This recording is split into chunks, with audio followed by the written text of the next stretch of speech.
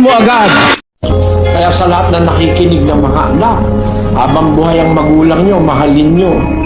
Wala kayong maigaganti na anumang physical na bagay sa hirap ng magulang, kasi yung magulang yun ang kinasangkapan ng Diyos para tayo umiral sa mundo. Meron tayong tinatanaw na utang na loob.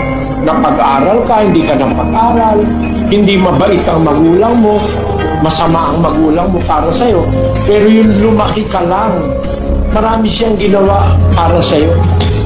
Pinagligid ka, siyam na buwang pandala-dala, nung ipanganak ka, nabingit sa buhay, ang buhay niya sa kamatayan, tapos pinadedi ka, napuyat siya pagtulog ka.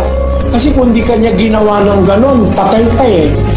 Tingnan mo yung yung batang maliit, pag hindi mag-aalagaan ng magulang yan, o kung kahit na sino, walang mag-aalaga, hindi mabubuhay yan eh.